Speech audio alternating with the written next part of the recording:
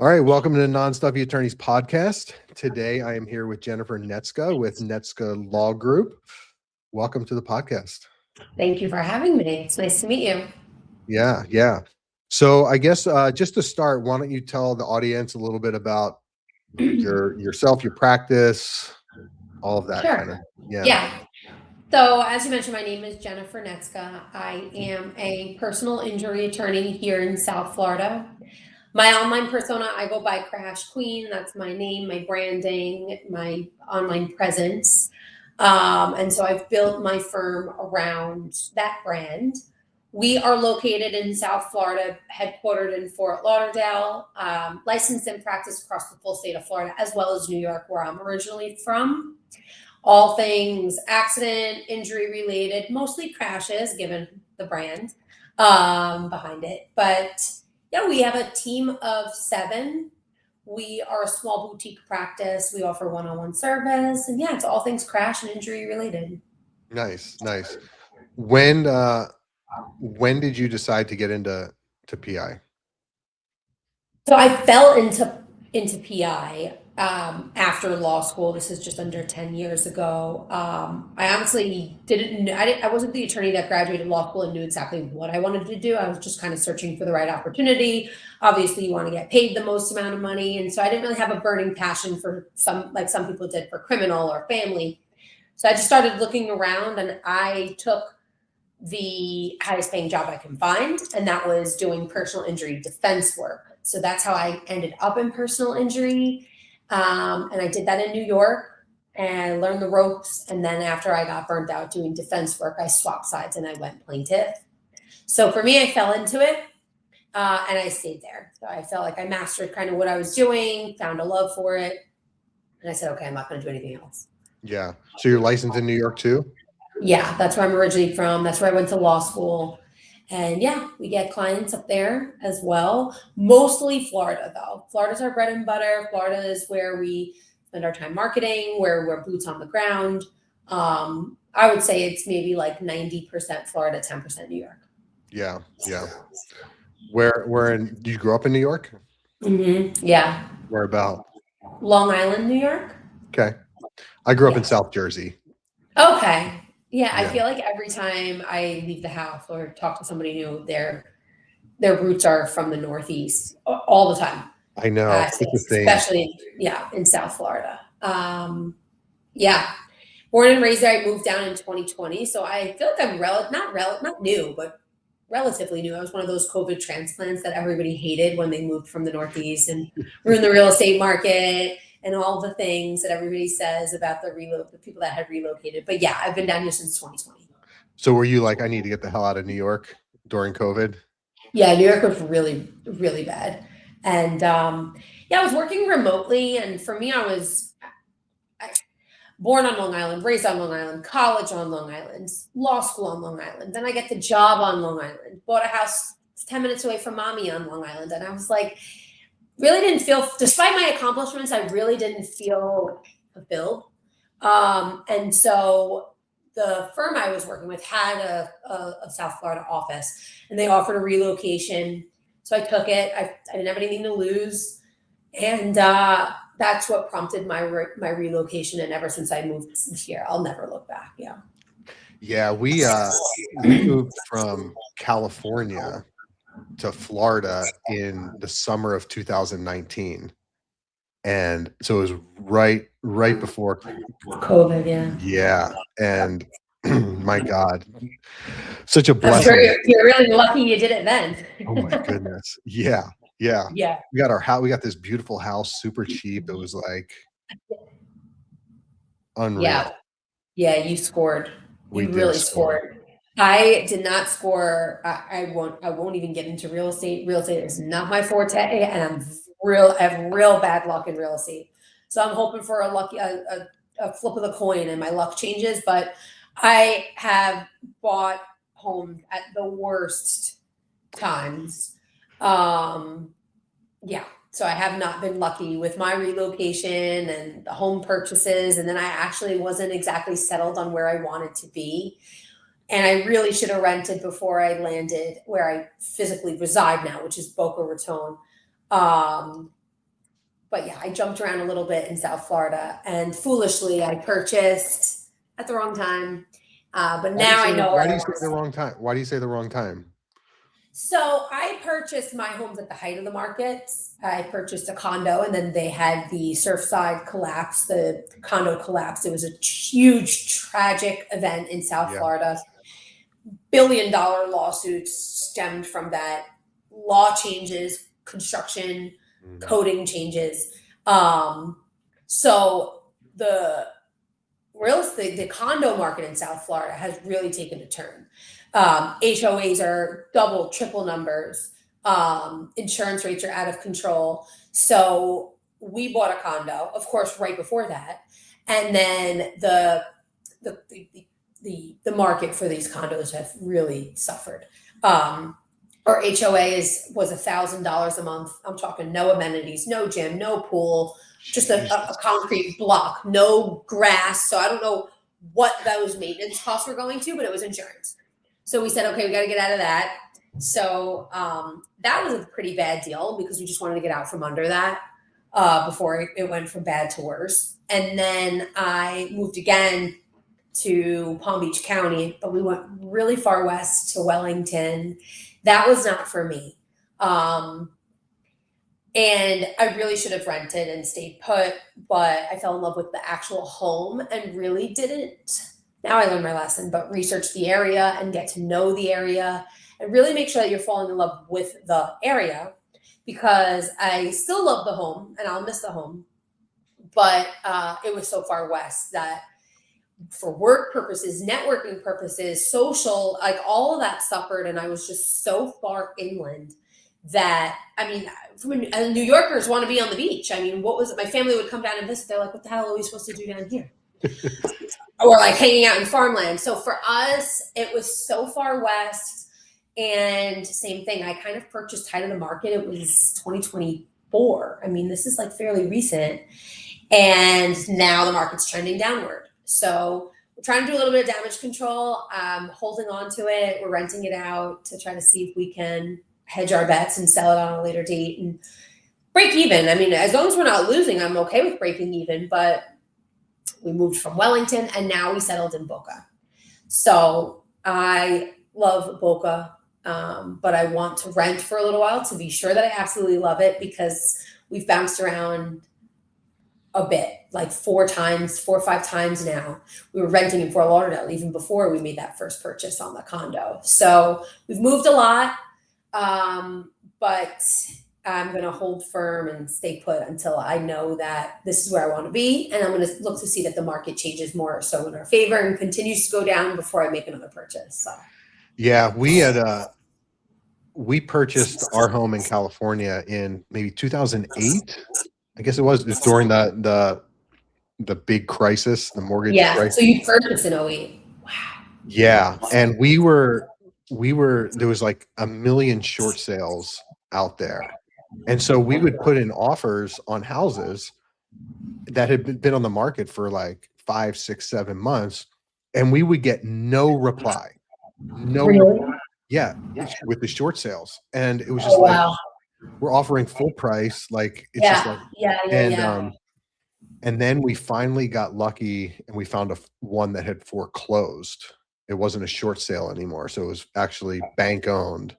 And we bought that. It was a great neighborhood. And oh, I could dream. yeah. I mean, I know that Florida's market is coming down right now. I mean, all my research and online searches is showing that the market is coming down. We're seeing price cuts on a lot of homes. They're sitting on the market for longer. Again, I'm no real estate expert, but my home, I mean, we wanted to go list it, and the listing price that they wanted us to go for was nearly $100,000 less than we bought it in 2024. I mean, it's May of 26, so I'm not willing to take that loss. So we're holding, but if it continues to trend downward, I'm very hopeful that I'll try to score something here in Boca. Yeah, our house here has literally doubled in value. Doubled. Dream. I know. But we are not in that. Yeah, stay put. But then that's the thing. I talk to people and they're like, okay, but then you sell, and where do you go? Yeah. It's like, it's never true win? Like, how do you hedge that to make it a win? Unless you're gonna go rent somewhere. I don't Yeah, know. we when we moved here, I flew to Florida over a weekend and I saw like 10 houses and I we bought that one. My wife didn't come with me, my kid didn't come with me. I came Wow. and the neighborhood seemed great. I mean, but I didn't really know. Yeah. We have friends, very good friends who we've been pushing to move out here for since we moved.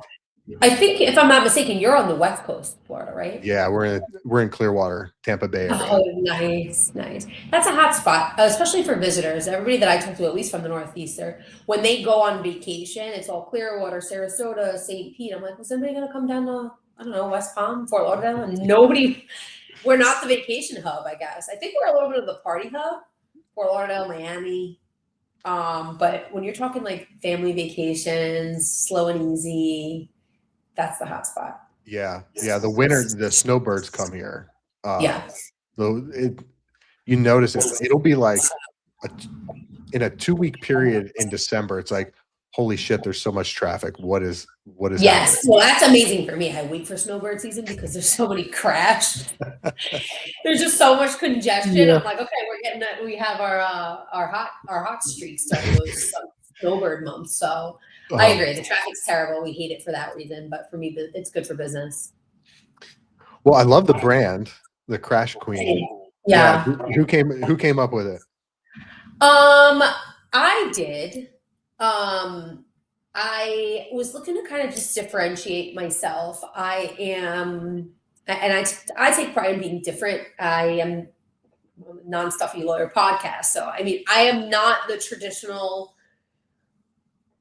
lawyer with, that works for the white shoe firm that wants to bill 80 hours a week, that schleps into the office and is there from 7 a.m. to 6 p.m. And I was looking at a lot of the marketing, and I know it's the same on the west where you are in Clearwater on the west coast of Florida, because I'm trying to target that area too. But at least down here where I am, it's the same billboard. It's the same names that nobody can even pronounce. They're not even memorable names. So like, they all look the same too. I mean, the lawyers literally look the same. And I'm like, I need to hone in on how I'm different and why I'm different. And even if that's not attractive to everybody, I know that it's not. I know that there may be potential clients out there that are missed because they're not a fan of the brand. And I'm okay with that. That I'm not going to be the lawyer for everyone, and I'm not trying to capture everyone. But I am trying to be different, and I'm trying to remain memorable. My last name is not memorable, and I know that.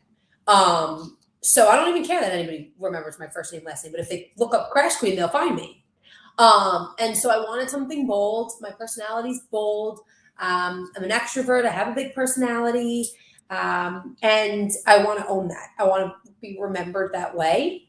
So I tried to, Crash Queen was what I came up with. I threw that touch of pink in there. My billboards, my bus stops, the bus benches, it's all that pink eye-capturing color.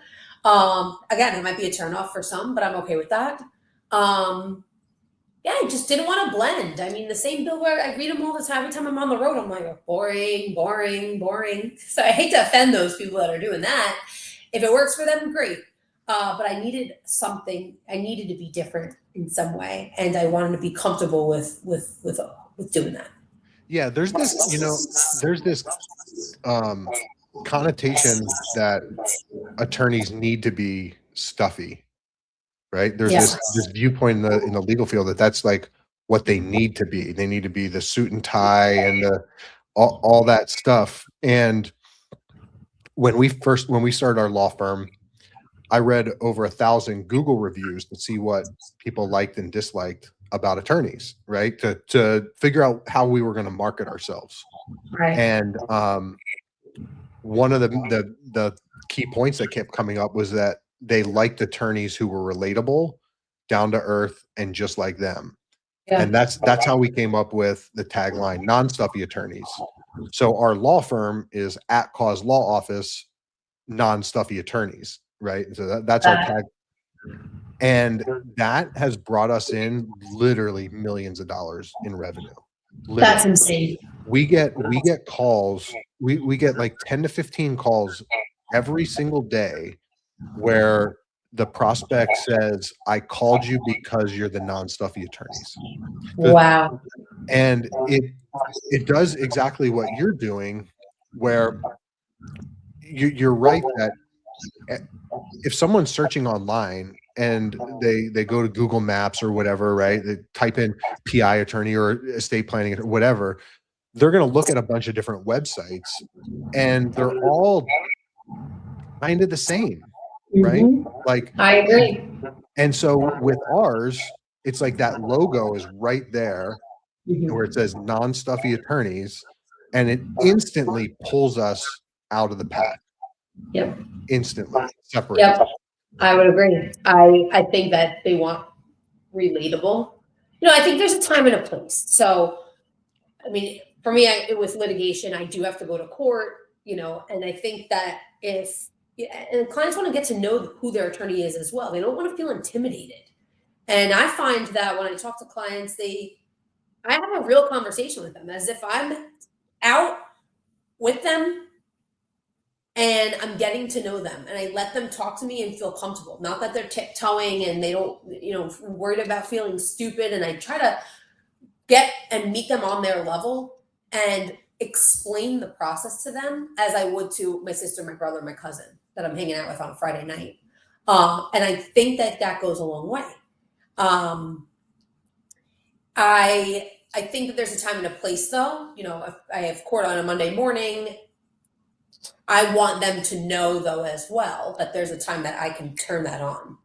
But I'm with you. They don't want a stuffy attorney that they feel like it's not relatable. It's intimidating. And I feel like when I build a good rapport with the client, they're sending me referrals. Yep. Yeah. Part of that survey, right? Not the relatableness was one point, but also there was three things that kept coming up. It was three major points to that survey I did. One was that they were relatable. The other was that they were professional. They were competent. They knew what they were doing, right? So you can be totally relatable and down to earth and on their level, while at the same time being highly professional. It's like, okay, if you need a plumber, right, and the guy shows up to your house and he's wearing a fucking suit, you're going to be like, what is going on? Right? Yeah. What is going on? Right? It wouldn't make sense. Yeah. And so it's like, here in our office, we're professional. I mean, I'm probably the least. I wear t-shirts and shit, but I mean, you're saying right, but you're professional. It's the way you carry yourself. Yes. And I have the client experience the exact same way. It really is. I show up that way so they have confidence that I have the competence to represent them and advocate them to the best of my ability, and they feel comfortable with that. But when proceedings are closed or depositions have concluded and things like that, I can shoot the shit with them, and I do. Totally. Yeah, and I totally. do. I think that your social media is absolutely perfect for. I thank you for that compliment. Yeah, we've been working really hard on the social media. Yeah, it shows, but it's perfect because you are showcasing your relatability, right? And you're also right. I saw what you went away recently, or you had a date thing with your date husband. night with my husband. Yep. Yeah. And you're sitting there having a cocktail or whatever, and you're at the pool, and I drink too. Yep. Yeah. You're in the pool on a Saturday, like you are. Yep. Right. And then you also have videos where you're explaining legal stuff, right? And like what to do and here, this type of stuff. So you're showcasing your professionalism and your competency. Right. Yeah. Right. So well done. Think it's attraction marketing too, which I just started really studying and talking to my marketing and social media team. That attraction marketing isn't something that like always, at least on the legal side, was a thing, and we're honing into that. Yeah, it's smart. It separates you. There's not look, the marketing for personal injury is not the easiest, right? Because it can be very expensive, Right. and there is a lot of competition. It can be very expensive, Yep. but honestly, like attorneys in general don't understand the guess the amount of effort needed to produce a result, right? And so if you're not out there attracting attention and putting your foot forward, you know, with our marketing company, the Non-Stuffy Attorneys Marketing Agency, we see it all the time. Like the estimation of effort on what they think it what attorneys think is needed to produce Right. the result is like way. It's like whoa, Wow. yeah, Wow. Yeah. Yeah. No, it's true. We're focusing a lot on attraction marketing, the social media. I'm honing into that. I think it's also the new wave. right. Social media is free to an extent.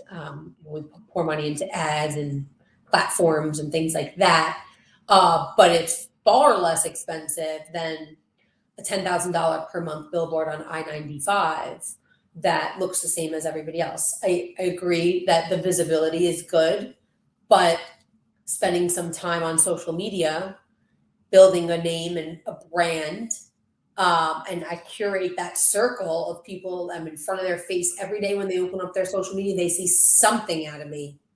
I remain front of mind in the event that they happen to be in a crash.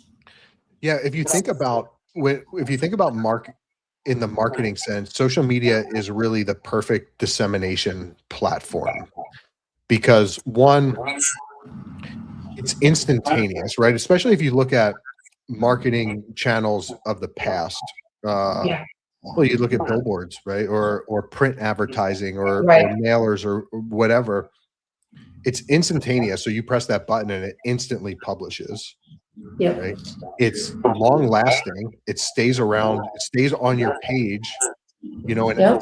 a digital Yep. ad, an email, even a flyer, that they all go away. Right. It's widespreading, right? So it's like you can hit this. Big market. Yep. Yeah, it's like whoever's It's that following. bubble videos when they go viral, and I'm like, oh wow, I didn't know that the reach on this can go so far. I mean, you Right. never know what will hit either. I'm like, I All of threw a this sudden, a video video. out All of a sudden, you get 1 million views on a video. It's like, Jesus. there. I wake up the next morning, I'm like, oh my gosh, I didn't even know that was like a hot topic. I was like, oh, this one's gonna suck. Put it out there anyway, and it hits. Yep. Yeah, And it's free. You know, it's long lasting. It's instantaneous. It's widespreading, and it's free. yeah, It's yeah. really wild. It's the Yep. perfect dissemination. So attorneys, if you're not on social media, you're missing out. Definitely missing the boat. And I Yeah, think you have to get comfortable with it too. totally. There's a learning curve to it. And I know a lot of attorneys I've spoken to, they're like, I feel so awkward on camera. It doesn't feel like it's the right fit for me. I think that takes a little bit of time too, because at first I was like, this is like so cringe. Family, friends, cousins, neighbors, Yeah. like say things when I see them and I'm like, I know, just leave it. That's my online persona. You know, let's just carry on with what we were gonna do. Leave that alone. Leave Crash Queen alone now. I know, man. So I have yeah, the same thing. just gotta own it. So when did you decide to jump full force into it? Um, the Crash Queen brand was mid-year last year, so we're not even a year Oh wow. with this brand. This was about June of last year. But my firm has only been open for just under 4 years now. So when I had relocated in 2020, I was still doing defense work, and I stayed with them for about a year, year and a half, and that's when I said, okay, I'm gonna switch sides and open my practice. So we've been in business just under 4 years. Will be October.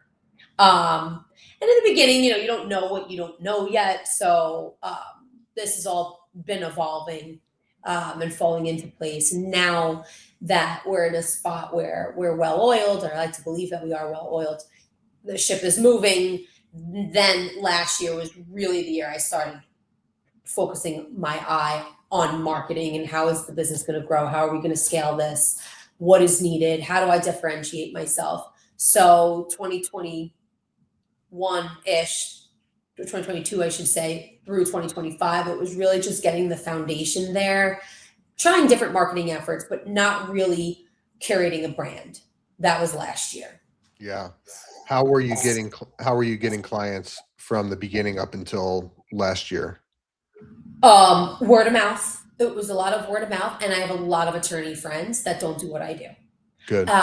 In addition, being from New York with all of these snowbirds, I also went to law school in New York, so I have a lot of lawyer friends in New York that are not lawyers in Florida.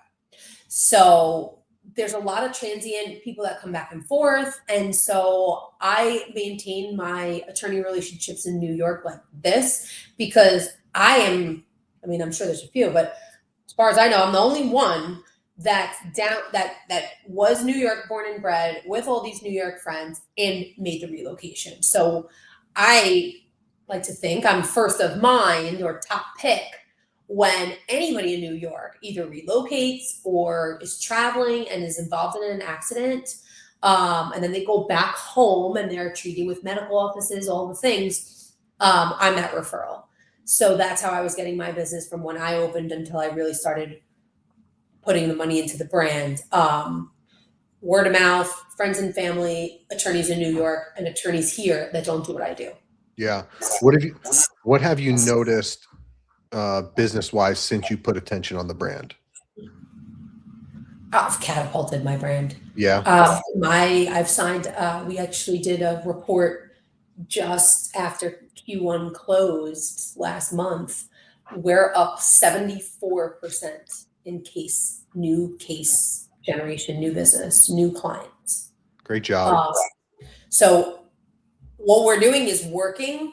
I do think it still takes time, the momentum, the following's not where I want to be, but the numbers on visibility, if I review social media analytics and Google searches and things like that, it's definitely working because we've seen a 74% client increase from when we started this. That's amazing. Yep. That's absolutely amazing. Yep. You're never going to be where you want to be, where you think, you're never going to be happy. Says that. I know.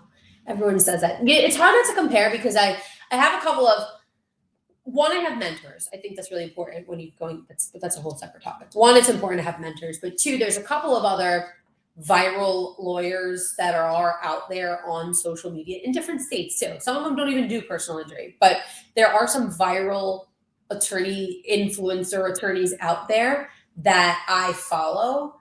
And it's hard not to keep an eye on those metrics and see like, oh my God, look at the visibility that they're getting. They literally have 1 million followers. Yeah, they don't have to spend money elsewhere. Their DMs are blown up. The links are constantly clicked. Those consults are always booked. So yeah, I agree. You're never going to be where you say you want to be, but keeping an eye on, what the competition looks like and what some of these other social media attorneys are doing, just keeps, your eye on the mark. Yeah. Yeah, for sure. Did you, you have someone running your social media? I do. Okay. I have a social media management company that I meet with. We talk about the brand. I make sure, I think that was probably the biggest recommendation or the biggest thing I've learned was really ensuring that who you work with on social media understands who you are and what your brand is, because it's not a one size fits all. So there is definitely, and now I see it, because in the beginning you're like, oh, that didn't get a lot of views, or I really don't like how that post came out, but I'm too timid to say something, and like we're spending a lot of money, so like I'll just trust the process and make sure it works. But I think having that communication and having them get to know me, they know who I am. She knows that when she shows up for film day, what fits my personality. Like, this doesn't belong on my page. This is not me. And that what might work for me may be a horrific fit or a terrible template to use for another lawyer because it just doesn't fit their personality. So the agency that I've been working for, I think we've done a good job in getting to know each other. We kind of became friends, and she knows what fits for me. Are they local to you? Local. Okay. Local in Fort Lauderdale, we meet to film. She curates. She does her market research, and that's her expertise. She searches audios, trending hooks, frequently asked questions. What are people searching on Google, and all the things. And then we show up once a month, and she shows up with a film sheet. And in 2 hours, I have everything I need for the next 30 plus days. 30 days, huh? Yeah, so 2 hours of work. I try to look pretty and get all done up. So it really is like a whole day activity for me. You're not scheduling other meetings around this, and by the time you get to the meeting and then you get to filming and then you're home, it's a full day event for me.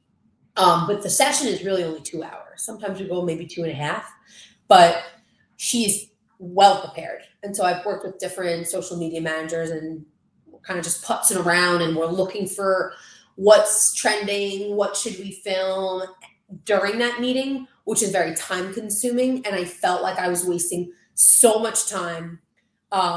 So we execute really well. Like, she shows up and she's ready to go. Boom, boom, boom. This is what I need you filmed in this outfit. And then you're going to immediately change. She gives me 10 minutes to go do that. And then we're on to the next set of things that she wants to film. And then she does the editing and she does the posting. But a lot of that's, custom, and you can curate, what you want. Do you want 5 posts a week, 3 posts a week, 1 post a week? Do you want me to just produce it to you and then you manage your platform and post it and hook it and caption it? Or do you want me to do all of it? So that's how you have her doing all of it? All of it. Yeah. That's smart. I liked doing it, but then you start to see the difference. Like, my hooks weren't hooking. My hashtags weren't working. Then I have meetings and this and that, and life gets in the way, and then I don't have a nanny or a babysitter, and then you forget to post. Or what I also found was social media is the first to drop on my list. First thing to drop. Like, when I'm focused on casework, clients, meetings, commuting, this, that, the other thing, I realize, oh my God, it's been 8 hours. I haven't even opened any of my social media platforms. And that's something that I learned from her as well, is commenting back immediately. Get your engagement out, pushes you to the For You page. Like, she tells me, Jen, you can't have these questions on your comments for 4 days before you answer them, because when you post, you want to push. So she manages all of it. But she encourages me to engage on my own. So a lot of the engagement I'll do on my own, but she's monitoring. So she does the posts, the captions, all that, posts it, and then encourages me to engage. But she does some engagement on her own as well, because I think she works for a couple of other people, professionals. So she's not 100% eyes on me. She doesn't work for she's not an employee of the firm. So she does. Yeah. At what point? He's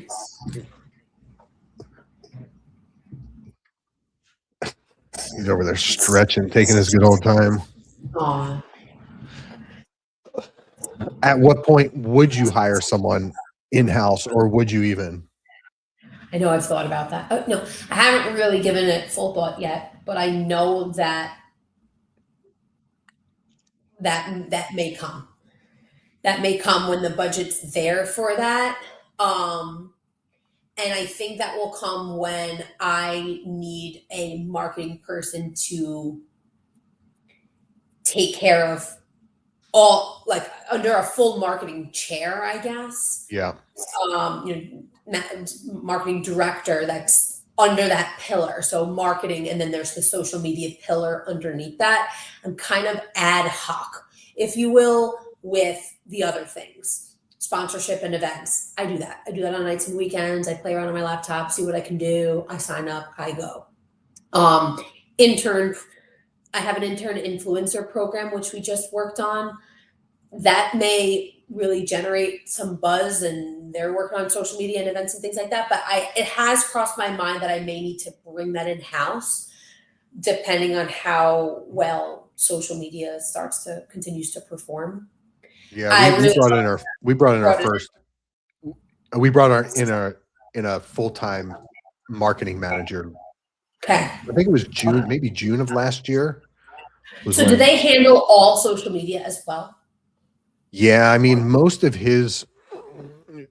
what he's doing, honestly, is our Google ads, right? And our paid. That's a lot of what he's.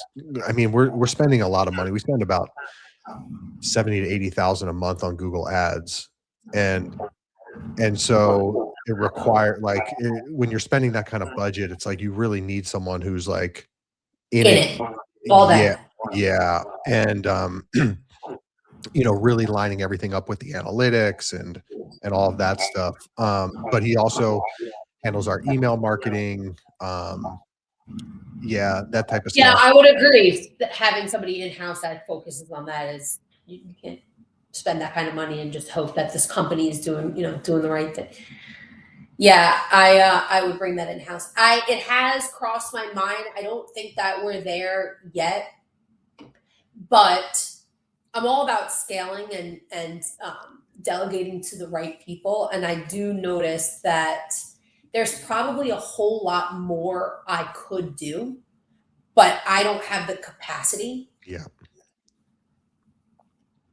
That's why, like, we started rolling out this intern program. I cannot mentally, physically be at, I live in Boca. Miami doesn't, yeah, it's not that far, but with traffic, it's over an hour and it's a full day event. So sponsorship efforts, pop-up events. I mean, I do have a marketer and they've registered me for, coffee and connections down in Miami and this and that and the pop-up tents and Formula One races. And I can't be at all those things. And it's difficult to manage it and coordinate it. So I do see the time coming that I at least need somebody fully managing marketing and being responsible for that. But right now it's a little bit ad hoc. yeah, And I really like my management company. So I don't know if I bring in a marketing person and leave the social media out of it. I guess that's an option. yeah, yeah. So do you have someone booking you for events? Yes, I have somebody that works part-time and helps me with marketing. Everything except for, so they do a little bit of social media story support because my social media, that's not part of our package deal. I could add it later if I wanted to, but I'm pretty good with posting and we're staying relevant with stories, but she does some story support and then part-time marketing work, such as looking for networking opportunities, booking fundraisers, sponsorship events, doing pop-up events. She's the one that's rolling out an influence program with the University of Miami. She just recruited 10 college students that are studying pre-law they have marketing experience. They're studying marketing as well, and they're going to host events down in various locations of Miami. So she's doing that coordination and she's meeting with them every week. But yeah, it's ad hoc right now. It's Yeah. pieces here. Yeah. So are you out networking quite a lot? Yep. Are you? Yeah, I'm racing out the door. Yep. When we end, I'm heading out to another marketing event. Yeah, I do. I find that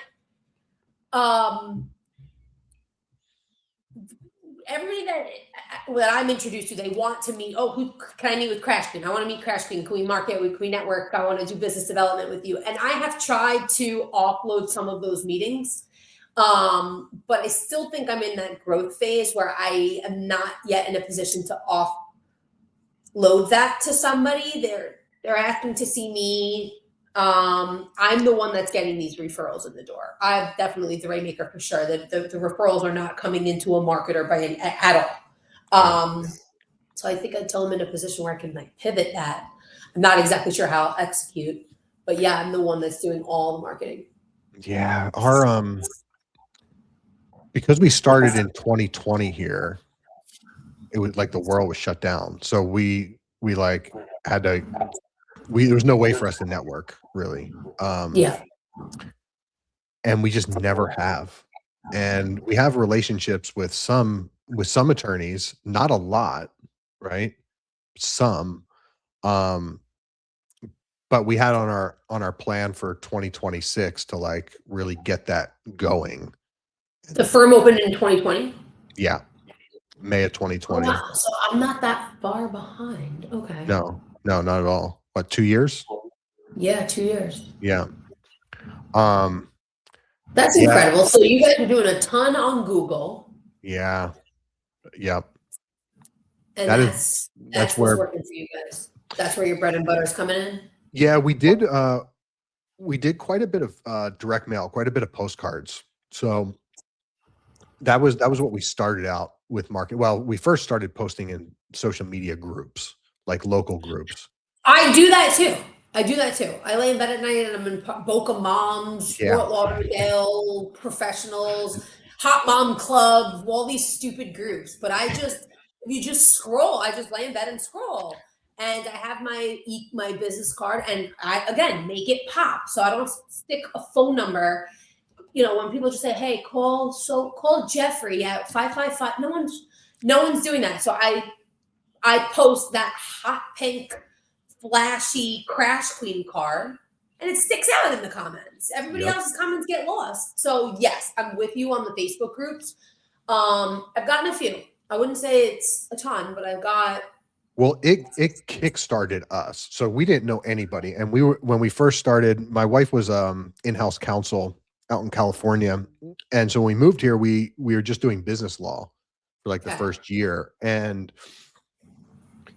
it kickstarted us, and then we started getting referrals, and it's all free, right? You know, that being in the groups and just making yourself known and showcasing your expertise and all that shit, answering questions, you become an opinion leader, and then we got into estate planning, and we started doing direct mail, and with direct mail, you can really hyper focus on your audience. Okay. Right? You can, I only want to mail to people who are 45 and older, who have a net worth of 2 million or more, whose primary residence is here, has a presence of children, right? Like you can get really, really specific. With online marketing, you can't do that. And it was super effective, super effective. Yeah, it was our ROI on it was about 300%. We started out mailing 6,000 cards per month, and we got up to our highest ever month was like 75,000 cards we mailed. Yeah, and are you targeting West Coast, like Clearwater area? Or? Yeah, our county. We would mail to the whole county. And then we got into digital marketing more, and the ROI was definitely higher on that. We were, we run anywhere from 600 to 1100% depending on the practice area. Yeah, so we've tapered back with the postcards. We still do them, but we're not sending 70,000 a month. Yeah, and I forgot how we got onto this, but I mean, the digital is really interesting to me. That's something I just started. So I'm curious on. So you're talking meta ads? No, not meta ads. Sorry, you're talking Google. Is that LSA? Yeah, there's LSA, right? Which is basically like, here, I'll show you real quick so you can see the difference.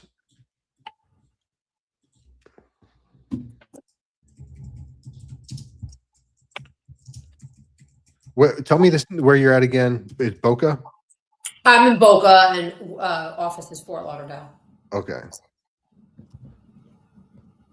so here, let me show you what it looks like.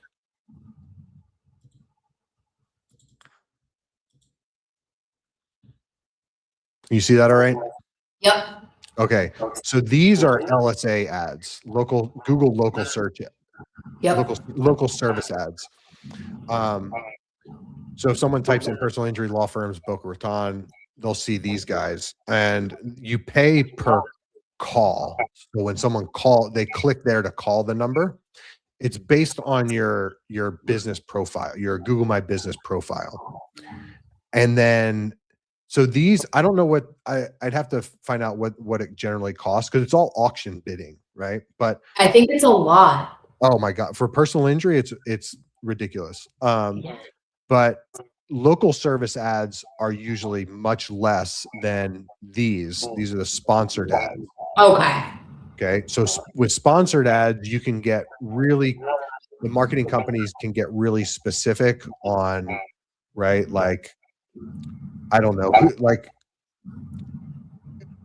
for us, for like estate planning, right? Like we can exclude if someone's searching for a pro bono estate planning attorney, we can make sure that we don't show up for Won't that. pop up. Right. Yeah. But in local service ads, you don't have as much control over it. Okay. Yeah. But yeah, that's what that is. So do you work? Oh, I'm sorry. So you said that you brought that the person that's managing that is in house. If I'm not even ready to bring somebody in house back, who do I search for? Like, what professional?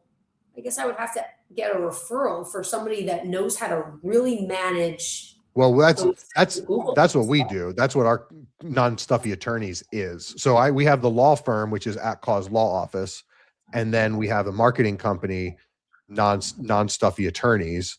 And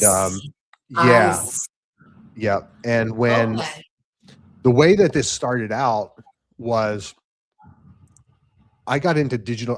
We started doing digital marketing in maybe in 2023, and I had hired 3 different marketing companies to run it, and they all sucked. Quite frankly, they sucked. Leads were like kind of shitty. It was tough to get in touch with the people, right? I'd say, hey, we can get a bunch of junk leads, like all that stuff. And I fired each one of them, and I got to the point where I was like, maybe digital marketing just isn't that effective. And I actually took it over myself, right? Like I'm very tech savvy. Okay. I know marketing. So I watched some YouTube videos about like running Google ad campaigns and all this. So I don't know if I've ever even told my wife this. I've told a bunch of other people. I don't know if I've ever told her, but I spent about 15 grand on Google ads in a month, and I got 0 leads. Oh my God. 0. Okay. That's bad. Yeah, that was bad. That's what I did. And so I had kind of given up on it. And someone here, a friend of mine said, hey, you got to talk to Ryan Tanner. He does marketing.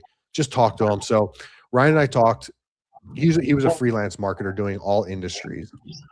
And he convinced me to give it a shot. He's like, look, start out with like $3,500 a month in ad spend, and let's just see. Well, he was a complete 180 on everyone, on the other marketing companies. Like I would get an email from him, and it would be something like, hey, I saw that the cost per lead was going up, so I did X, Y, and Z, and now it's back in the normal range. Okay. So he was like actively on it. These other companies, it was like they set up the campaigns, and then they set it and forget it. Yeah, they set it and forget it. And we were doing about 1.5 million in revenue at that time. And he totally brought us up to where we are today. Like there's no doubt about it. And then, so when I was looking for someone in-house, I was like, we were interviewing people, and he was still doing our marketing. I'm like, hey man, I'm paying you a lot of money, and and we're spending a lot on ads, and I think we need to bring it in-house. He's like, yeah, it totally makes sense. So I was trying to recruit him to leave his business and come work for me. And he's like, look, you've been referring me so much business from the lawyers that he's like, I've become an expert at law firm marketing. And because I kept referring him on Facebook, I'm like, right. And so now he's got all these lawyer clients. So I said, how about we partner together? He said, let's do it. So we partnered together, opened up Non-Stuffy Attorneys Marketing. He's trained. We ended up hiring an in-house guy for the law firm, and Ryan trained him. And so our law firm is 5,000 square feet of the second floor, and the marketing company is the other 5,000 square feet of the second floor. And so we're just like back and forth between the two That's companies. incredible. Yeah, it's a lot of fun. It's a lot of fun. But Ryan definitely still has a major pulse on what our law firm is doing, right? He's got access to all of our campaigns, and our marketing manager is like constantly over there, like, hey, what do you think about this? Blah, blah, blah. Yeah. Right. Do you guys do for any personal injury? Yeah. Oh, yeah. I'd be so interested to know more. Yeah. Yeah. The Yeah. Google Just give Ads a call or whatever, and you can talk with the sales rep, and they can let you know. Right. Megan, she's amazing. Okay. No, that's Yeah. excellent. But personal injury, man, it's no joke. It's expensive, right? Yeah, because it's auction bidding, and these guys will spend. You have to kind of really look at like, okay, what is your average case value? Right. How much is it going to cost to get a case? And that's the thing is, the cost per case. Yeah. It's high. Right. It's high. Yeah. Where are you averaging? just under $2,000. Yeah. Yeah. 1,700-1,800. Yeah. You have to look at like, okay, we'd have to run the numbers to see if it makes sense, Yeah. Yep. Because there's just so much competition out there. These guys will spend like, I know. you're talking about like hundreds of thousands of dollars a month. I know. Yeah, but then that's the question that I ask myself is it worth it to even try that avenue, to even try to compete? Or should I just focus my money and my budget into social media and organic, boots on the ground events and things like that, and build my circle that way? Or is it worth experimenting? Yeah. Well, so the thing that has been most successful for us, and we implemented this from day one, is that we allocate a percentage of our revenue to marketing. Okay. So when we first started, when it was just Ashley and I, we allocated 25% of our revenue went to marketing. We're down to 18% right now. Eventually it'll get down to 15%, but it'll never go below 15%. Okay. And when you have this,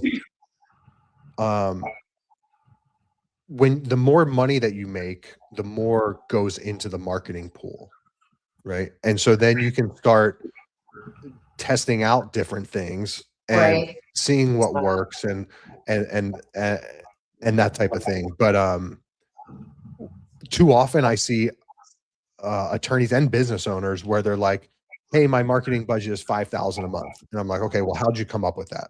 Like, well, I just decided that. Yeah, 5,000. Yeah. Right. So just some arbitrary number that they came up with. And it's like, okay, if $5,000 gets you, right, I don't know, 100 leads and you close 10 of them or whatever. Right. That's all that you're going to get.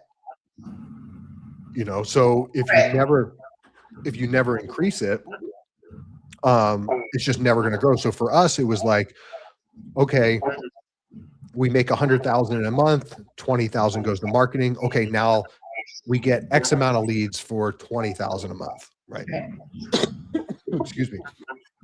Okay, now, so if we invest, say the next month we make 200,000, now we're spending 40,000. Yeah, it's got to increase with you. Yeah. And now it increases the number of ads or number of leads. And so now, right, it's just this snowball effect. So if you're really diligent with a percentage, then that's when the business really takes off. Right. Yep. Yeah. That makes sense to me. And the Google Ads has been something that it's scary. It is. Like I've been speaking about it with the social media agency, and that's not something that she specializes in. Yeah. But she's got her referrals and whatnot. But we did start spending money on Meta ads. I don't know if you do Meta. We do Meta ads. Yeah. It just kind of depends on the industry. Like for estate planning, for example, they're terrible. Family law, they're good. I'd have to see what Ryan says about PI. It's definitely good for branding, no doubt about that. Right. Yeah. Definitely great for branding. Yeah. But Yeah, it's kind of weird. It's kind of all over the place for meta ads, because people generally aren't on social media to find an attorney. Right. You know, they just come across it. So if you're trying to get someone to call you right now, which is usually like when you're doing paid ads, that's usually what you want. Yep. It's like, Yeah, okay, makes sense. if somebody goes on to Google and they type in, I need a personal injury attorney in Boca, they're ready to call you right now. Ready. Yep. That makes sense to me. Yeah. Yeah. Well, So hey, I it's know. funny around that. Yeah, I know you got a hard stop now. Oh, it is 1:30. Damn. Okay. Yeah, I mean, this was a good chat. I mean, marketing is everything, really. I'm just looking to build the brand and spend where needed to continue to scale. And I'm starting to realize what's working, what's not, but I want to become a little bit more bullish on that marketing side.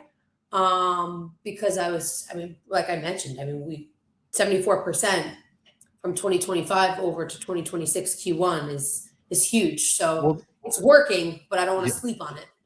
Right. Well, the main thing that you got to like look at, and I tell attorneys and business owners too, that you have to just look at, like, especially when you're starting out, right? And you're not totally dialed in with the analytics. It's hard to track really micro on where the revenue, what ads are producing, or what channel is producing well. So at minimum, you need to just focus on your revenue, right? Especially to start. It's like, focus on your revenue. Is your revenue going up? Okay, yes, it is, right? You grew by 70 some percent. Okay, you better not fucking drop out what you're doing, right? Keep doing what you're doing. Right? Yeah, like, don't tinker with that. Keep improve on it, right? Improve on it, but you better not drop it out to try something else. Right? Keep doing that. Okay, yeah, try something else out. See how if that goes. doesn't work, then pull out what you. Yeah, but okay, let's say you try something else out and your revenue goes up, but you can't necessarily attribute it to, right? You're not like, oh, that definitely, okay, I did Facebook ads and our revenue went up by 15% this month. Right. No one called me from Facebook, right? So you don't want to say that it didn't work because your revenue went up. Maybe these people saw your ad on Facebook.